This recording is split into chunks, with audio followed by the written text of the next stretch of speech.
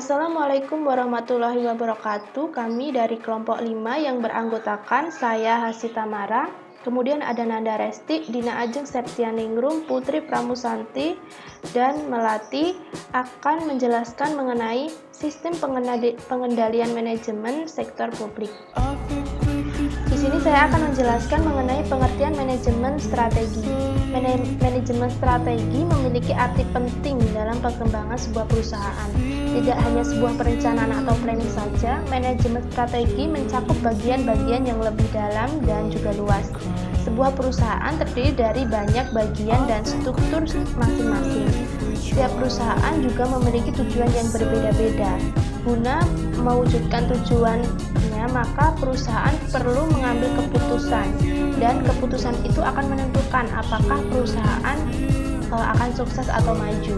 Kemudian, manajemen strategi terdiri dari dua kata, yaitu manajemen dan strategi.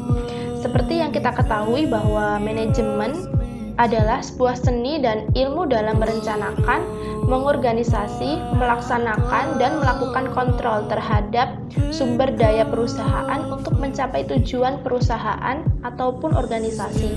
Kemudian, strategi adalah proses pendekatan yang berkaitan dengan gagasan, perencanaan, dan pelaksanaan sebuah kegiatan dalam suatu organisasi. Kemudian ada pengertian manajemen menurut para ahli. Menurut Terry, manajemen adalah suatu proses atau kerangka kerja yang melibatkan bimbingan atau pengarahan suatu kelompok orang-orang ke arah tujuan-tujuan organisasi atau maksud-maksud yang nyata. Dalam konteks ini, manajemen adalah suatu kegiatan, sementara pelaksanaannya disebut managing, pengelolaan. Menurut Nawawi, manajemen merupakan serangkaian proses yang terdiri atas perencanaan, pengorganisasian, pelaksanaan, pengawasan, dan penganggaran. Yang dikemukakan oleh Nawawi ini dapat diketahui bahwa unsur manajemen itu ada 5. Yang pertama yaitu perencanaan. Jadi perencanaan adalah suatu organisasi dapat terdiri atas 2 orang atau lebih yang bekerja sama dengan cara yang efektif dan efisien untuk mencapai tujuan. Itu perencanaan. Yang kedua itu pengorganisasian. Pengorganisasian merupakan sistem kerjasama kelompok orang yang dilakukan dengan pembidangan dan pembagian seluruh pekerja atau tugas dengan membentuk sejumlah satuan atau unit kerja yang menghimpun pekerjaan sejenis dalam satuan kerja. Kemudian ada pelaksanaan. Pelaksanaan adalah organisasi. Pelaksanaan ini dilakukan apabila organisasi telah memiliki perencanaan dan melakukan pengorganisasian dengan memiliki struktur organisasi termasuk tersedianya personil sebagai pelaksanaan sesuai dengan kebutuhan unit atau satuan kerja yang dibentuk. Kemudian ada penganggaran, merupakan salah satu fungsi manajemen yang sangat penting perannya karena berkaitan dengan kegiatan tata laksana keuangan. Yang terakhir yaitu pengawasan. Pengawasan atau kontrol harus selalu dilaksanakan pada organisasi sektor publik. Fungsi ini dilakukan oleh manajer sektor publik terhadap pekerjaan yang dilakukan dalam unit kerja. Nah, kemudian strategi menurut para ahli. Di sini ada menurut Tejo Tripomo, strategi adalah rencana tantangan apa yang ingin dicapai atau hendak menjadi apa suatu organisasi di masa depan dan bagaimana cara mencapai keadaan yang diinginkan tersebut. Kemudian menurut Hill menyatakan bahwa strategi merupakan suatu cara yang menekankan hal-hal yang berkaitan dengan kegiatan, manufaktur, dan pemasaran. Selanjutnya menurut Clausewitz, strategi merupakan suatu seni menggunakan pertempuran untuk memenangkan perang. Strategi merupakan tingkat yang bersifat inkremental atau senantiasa meningkat dan terus-menerus serta dilakukan berdasarkan sudut pandang tentang apa yang diharapkan oleh para pelanggan di masa depan. Manajemen strategi adalah proses manajerial yang berisi serangkaian keputusan dan tingkat mendasar yang ditetapkan oleh manajemen puncak yang berisi visi, misi, sasaran, dan target organisasi yang dilakukan oleh seluruh jajaran suatu organisasi dalam rangka mencapai tujuan. Selanjutnya, menurut Hussein Umar, manajemen strategi sebagai suatu seni dan ilmu dalam hal pembuatan, penerapan, dan evaluasi keputusan-keputusan strategi antara fungsi yang memungkinkan sebuah organisasi mencapai tujuan pada masa mendatang. Yang terakhir, menurut David, manajemen strategi adalah seni dan ilmu untuk merumuskan, mengimplementasikan, dan mengevaluasi keputusan lintas fungsional yang membuat organisasi mampu mencapai tujuannya. Berdasarkan pengertian tersebut, kita dapat mengetahui tentang cakupan manajemen strategi dalam memenuhi tujuan perusahaan, mulai dari perumusan sampai proses evaluasi. Tidak hanya satu bagian perusahaan saja, namun juga lintas fungsional yang berarti mencakup pegawai atau anggota dari berbagai tingkat di perusahaan atau organisasi. Yang kedua yakni ada konsep manajemen strategi sektor publik. Nah, di sini Poyser dan Stripe menjelaskan manajemen strategik adalah suatu proses perencanaan, implementasi, dan evaluasi. Namun lebih dari itu, manajemen strategik adalah suatu proses pengelolaan organisasi. Dalam hal ini, sektor publik melalui perspektif strategis dan berkelanjutan untuk memastikan rencana strategis selalu diperbarui dan mampu menggerakkan proses manajemen lainnya.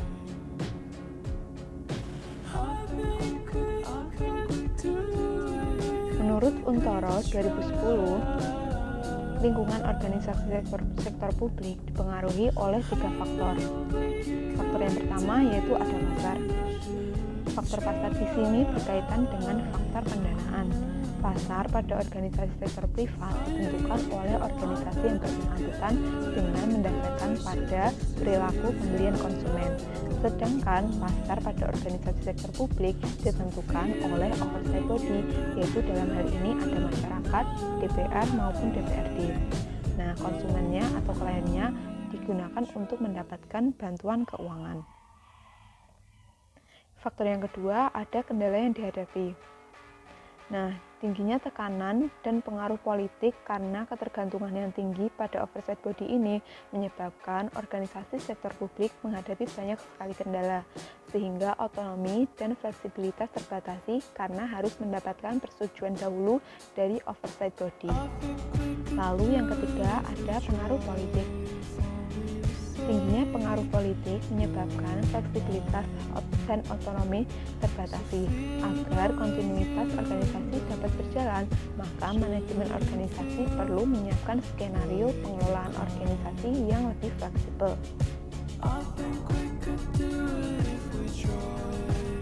Proses pengendalian manajemen sektor publik dapat dilakukan melalui komunikasi informal dan komunikasi formal. Nah, di sini sistem komunikasi informal dapat dilakukan melalui komunikasi langsung, pertemuan informal, diskusi, atau melalui metode manajemen by walking around. Sedangkan Madiasmo menjelaskan bahwa komunikasi formal terdiri atas aktivitas formal organisasi yang meliputi 4 hal. Yang pertama ada perumusan strategi, yang kedua ada perencanaan strategis, yang ketiga ada penganggaran, dan yang keempat ada penilaian kinerja.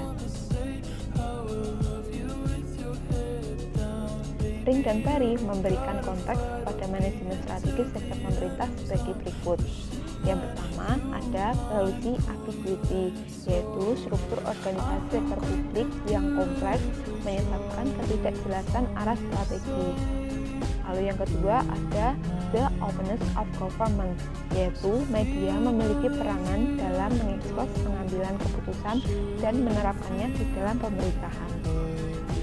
Lalu yang ketiga ada atentif publik.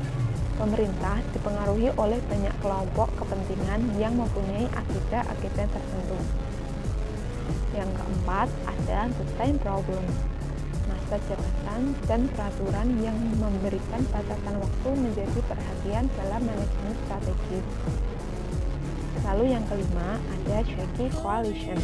Aliansi politik saat merencanakan dan melaksanakan belum tentu sama komposisinya. Lalu, dimensi strategis menurut Untoro dan Halim antara lain yaitu ada dua hal. Yang pertama, participative planning, yang kedua ada planning flexibility. Yang pertama, participative planning, yaitu perencanaan strategis selayaknya melibatkan para bawahan yang terlibat langsung di dalam aktivitas organisasi sektor publik. Lalu yang kedua ada planning flexibility, yaitu perencanaan yang fleksibel diharapkan mampu membuat suatu organisasi lebih cepat dalam respon baik internal maupun eksternal. Halo, saya Dina Ajeng.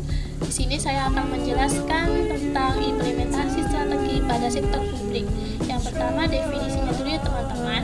Apa sih implementasi strategi pada sektor publik? Nah, menurut Sukanto 1998, implementasi strategi pada sektor publik merupakan bentuk perencanaan dari berbagai macam peralatan organisasi dan manajemen yang bertujuan untuk mengarahkan dan mengendalikan dengan cara pemanfaatan sumber daya dimiliki organisasi seperti keuangan, manusia, dan lain-lain melalui strategi yang dipilih. Strategi yang dipilih tersebut selanjutnya dilaksanakan oleh suatu organisasi. Nantinya strategi yang dilaksanakan akan mempengaruhi semua tingkatan manajerial pada sektor publik. Organisasi di sektor publik harus mampu menerapkan konsep manajemen strategis di lingkungan kerjanya. Intinya, standar manajemen strategis dirancang untuk memungkinkan organisasi memiliki produktivitas yang lebih tinggi sehingga mencapai tujuan organisasi. Selanjutnya, proses manajemen strategis. Implementasi strategi pada organisasi sektor publik tidak lepas dari proses manajemen strategis. Ada 5 proses di dalam strategis yang ada pada organisasi sektor publik. Di antaranya yang pertama, menetapkan arah dan misi organisasi. Yang kedua, memahami lingkungan internal dan eksternal. Yang ketiga, memformulasikan strategi. Yang keempat, mengimplementasikan strategi. Dan yang kelima, mengevaluasi dan mengawasi strategis. Ini penjelasan dari proses manajemen strategis. Yang pertama, tetapkan arah dan misi organisasi. Maksudnya, setiap organisasi pasti memiliki visi, misi, dan tujuan. Visi, misi, dan tujuan inilah yang akan menentukan arah perkembangan organisasi publik. Yang kedua, pahami lingkungan internal dan eksternal. Tujuan dari analisis lingkungan adalah untuk dapat memahami lingkungan organisasi sehingga manajemen dapat memberikan respon yang tepat kepada organisasi pada sektor publik.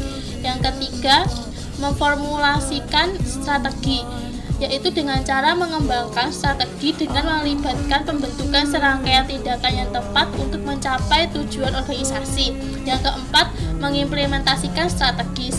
Organisasi sektor publik diharapkan dapat merumuskan kebijakan, memotivasi karyawan, serta mengalokasikan sumber daya sehingga strategi yang ditetapkan dapat dilaksanakan. Dan yang terakhir, yang kelima, mengevaluasi dan mengawasi strategis. Di sini organisasi perlu mengamati hasil dan memantau perkembangan baru di lingkungan internal dan eksternal, serta mengantisipasi adanya perubahan dikarenakan lingkungan internal dan eksternal bersifat dinamis atau berubah-ubah. Selanjutnya, proses atau tahapan implementasi strategi pada organisasi pemerintahan. Undang-Undang Nomor 25 Tahun 2004 tentang Sistem Perencanaan Pembangunan Nasional mengatur tata cara atau proses manajemen strategis pada organisasi pemerintahan.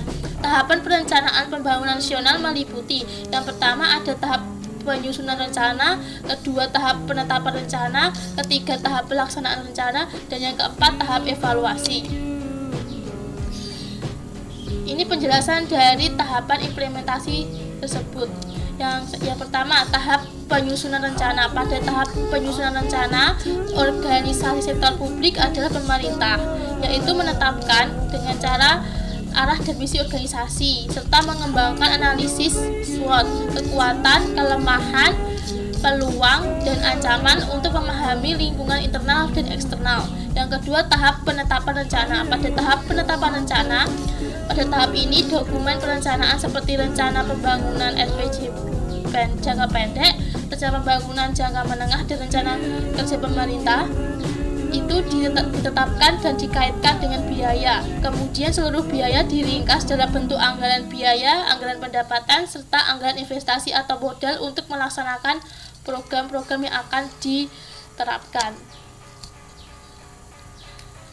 Yang ketiga, tahap pelaksanaan rencana. Pada tahap pelaksanaan rencana, manajer bertanggung jawab untuk memantau pelaksanaan kegiatan dan bagian akuntansi mencatat penggunaan dan keluaran anggaran dalam sistem akuntansi keuangan. Yang terakhir, tahap evaluasi. Melakukan evaluasi berupa evaluasi kinerja dan evaluasi strategis. Evaluasi strategis ini merupakan tahap yang paling akhir dalam sebuah manajemen strategis. Dapat dilakukan dengan dua cara. Yang pertama, meninjau kembali faktor internal dan eksternal. Yang kedua, mengambil tindakan koreksi yang diperlukan. Proses koreksi ini dilakukan agar penentuan strategi selanjutnya lebih baik dan tidak mengulangi kesalahan yang mungkin terdapat dalam strategi sebelumnya. Sedangkan tahap evaluasi kinerja di sini itu kinerja ini bisa diartikan sebagai hasil kerja atau prestasi kerja. Di dalam manajemen strategis, tahapan evaluasi juga berupa pengukuran kinerja. Pengukuran kinerja tersebut dapat mengindikasikan sebuah strategis berhasil atau tidaknya diterapkan guna mencapai tujuan yang ditetapkan dalam organisasi atau perusahaan. Selanjutnya, formulasi implementasi strategis pada sektor publik. Menurut Thomas Webanoma, ada empat kemungkinan yang formulasi dan implementasi strategi. Yang pertama ada sukses, artinya apa yang diidamkan terhadap strategis tersebut tercapai dan mampu mengimplementasikan secara baik pula. Yang kedua ada trouble, perumusan strategi sudah dilakukan dengan baik, namun implementasinya yang kurang buruk dikarenakan manajemen organisasi tidak mengimplementasikannya dengan baik. Yang ketiga ada roulette, perumusan strateginya kurang baik, namun implementasinya malah baik. Ini dikarenakan pihak manajemen perusahaan ternyata mampu mengimplementasikan strateginya tersebut dengan baik dan disertai dengan berbagai penyesuaian. Yang terakhir ada failure. Pada di sini adalah kondisi saat formulasi dan implementasi strategi sama-sama tidak dilakukan dengan baik. Selanjutnya, tantangan di masa mendatang. Tantangan yang akan dihadapi terkait dengan implementasi manajemen strategis pada organisasi sektor publik bisa diidentifikasi, yaitu kelemahannya yaitu pemerintah daerah cenderung masih menggunakan paradigma lama, yaitu penyusunan program dan kegiatan hanya berdasarkan kebiasaan tahun-tahun sebelumnya dengan penentuan anggaran bersifat inkremental. Selain itu, masih rendahnya sumber daya manusia dalam organisasi pemerintah serta belum adanya kesadaran pengelolaan database yang memadai terutama pada pemerintah daerah dan mengakibatkan memperburuk kondisi lemahnya kualitas perencanaan pembangunan di daerah. Oleh karena itu, pemerintah daerah perlu menyusun ASB untuk membantu memperbaiki kualitas perencanaan anggaran serta meningkatkan kualitas sumber daya manusia dengan cara mengadakan pelatihan dan pembinaan serta sosialisasi kepada aparatur pemerintah dan masyarakat. Assalamualaikum warahmatullahi wabarakatuh. Perkenalkan, nama saya Putri Pramusanti. Di sini saya akan menjelaskan tentang sistem pengendalian manajemen sektor publik. Yang pertama yaitu pengertian tentang sistem pengendalian manajemen. Sistem pengendalian manajemen adalah struktur dan proses sistematis yang terorganisir yang digunakan oleh manajemen untuk memastikan bahwa pelaksanaan kegiatan operasi organisasi sesuai dengan strategi dan kebijakan organisasi. Elemen-elemen dari sistem pengendalian manajemen antara lain 1. Detektor atau sensor, alat yang mengidentifikasi apa yang sedang terjadi dalam suatu proses yang sedang dikendalikan. Kedua, asesor atau pembanding, alat untuk menentukan ketepatan dengan membandingkan kenyataan dan standar yang ditetapkan. 3. Efektor.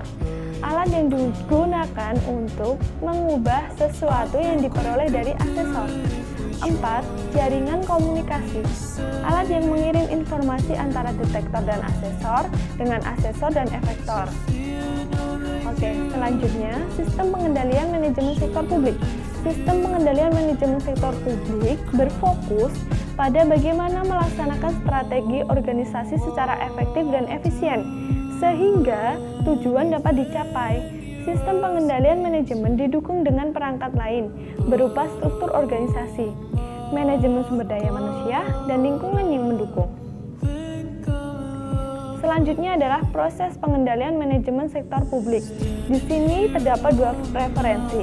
Nah, di referensi pertama, yaitu menurut Mahmudi tahun 2007, sistem pengendalian manajemen terdiri dari dua bagian, yaitu proses pengendalian manajemen dan struktur pengendalian manajemen.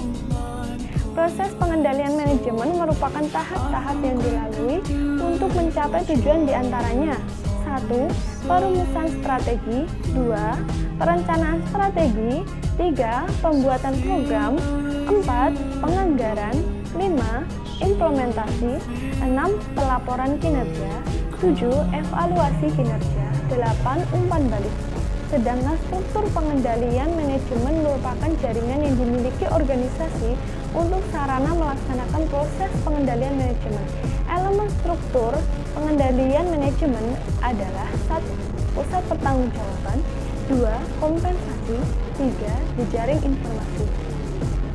Selanjutnya masih proses pengendalian manajemen sektor publik, namun ini berasal dari referensi yang kedua, yaitu sistem pengendalian manajemen terdiri atas 2 bagian menurut Majid tahun 2019. 1. Struktur pengendalian manajemen.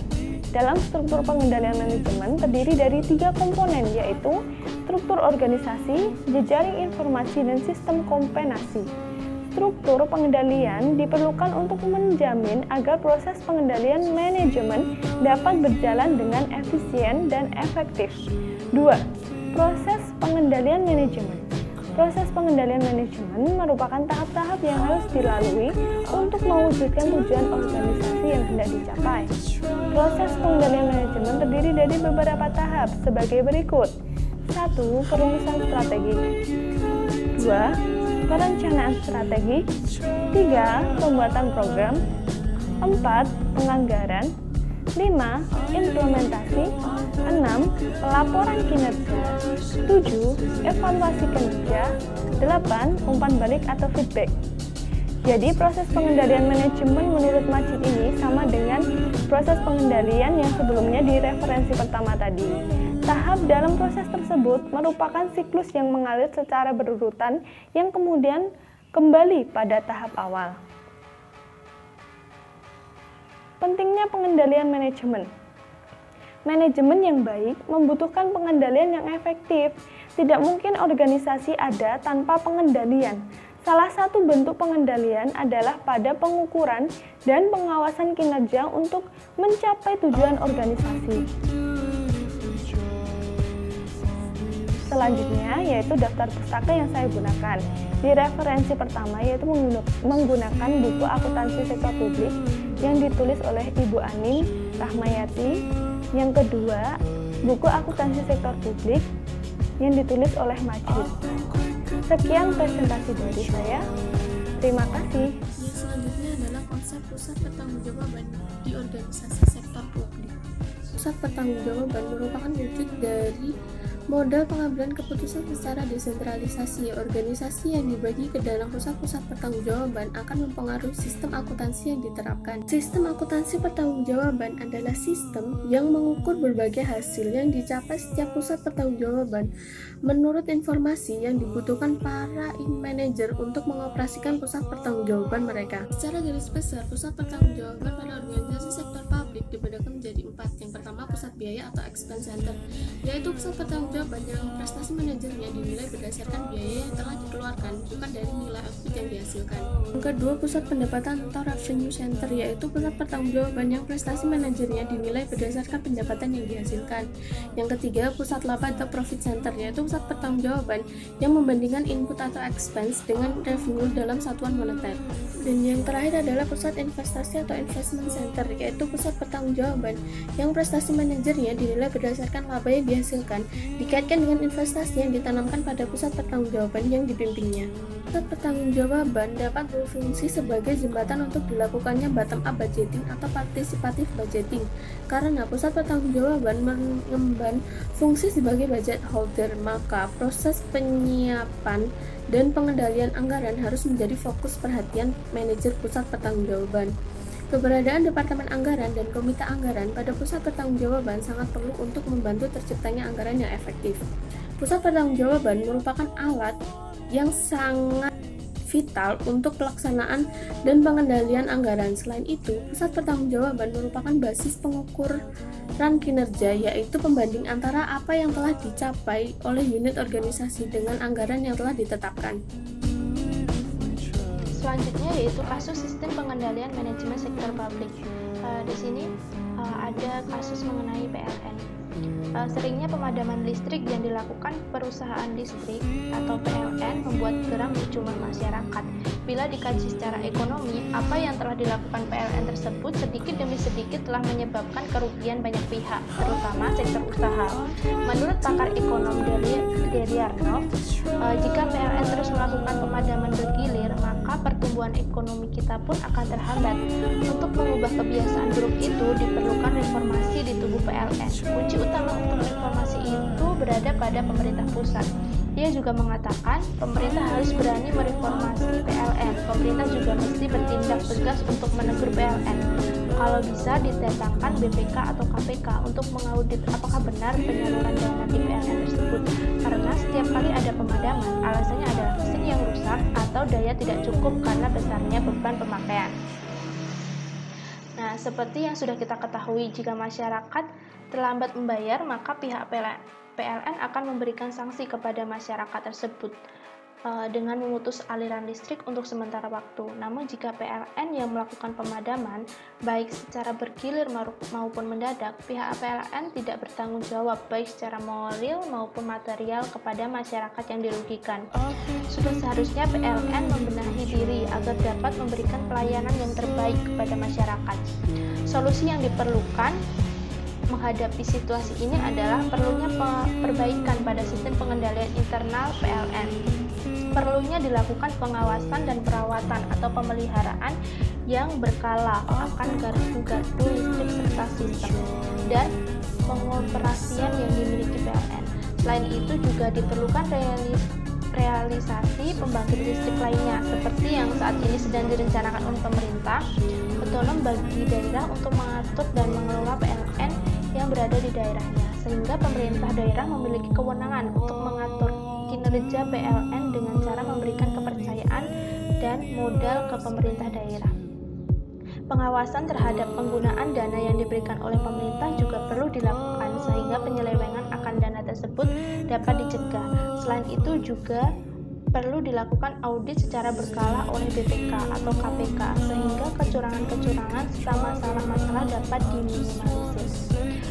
Sekian presentasi dari kami. Apabila ada salah kata, kami mohon maaf. Wassalamualaikum warahmatullahi wabarakatuh.